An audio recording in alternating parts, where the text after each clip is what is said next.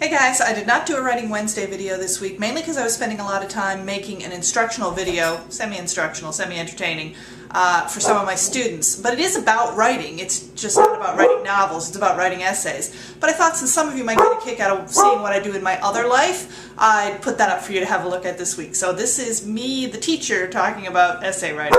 As a teacher, I pretty often have to give students the assignment to write an essay.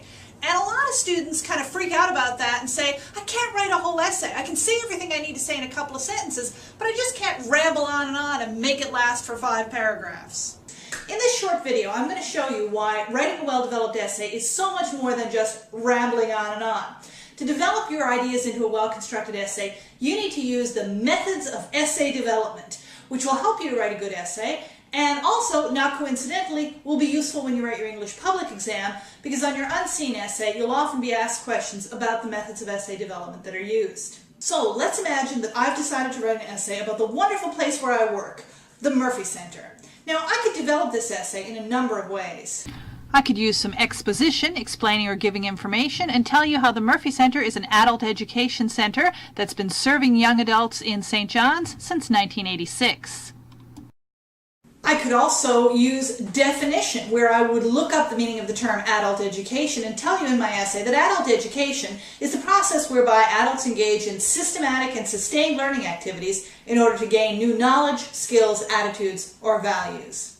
I might want to use description, which is exactly what it sounds like. I could tell you what you'd see as you walk into the Murphy Center, how the classrooms are located, and how my classroom is the most beautiful and enjoyable of them all. Also throw in a little process analysis. That's where you explain a process step by step, how to do something. So I could explain, for example, that if you wanted to come to the Murphy Center, you would need to physically fill out an application form, or you could go onto our website, go online, and fill out the form that you find there. Next, you'd receive a call from the Murphy Center inviting you to come in for an interview. Finally, you'd come in for an interview and meet with Ruth. I could also choose to use classification and division, where I explain to you the different programs offered by the Murphy Center, high school credit and ABE, and how within each of those there's an academic and a general stream depending on your career plan. Something else I could use in my essay is cause and effect, where you show how if you do something, something will happen. So in my essay on the Murphy Center, I could explain how if you complete your high school diploma, you're more likely to get accepted to a post-secondary program, more likely to succeed in it if you do, and more likely in the end to have a successful and rewarding career.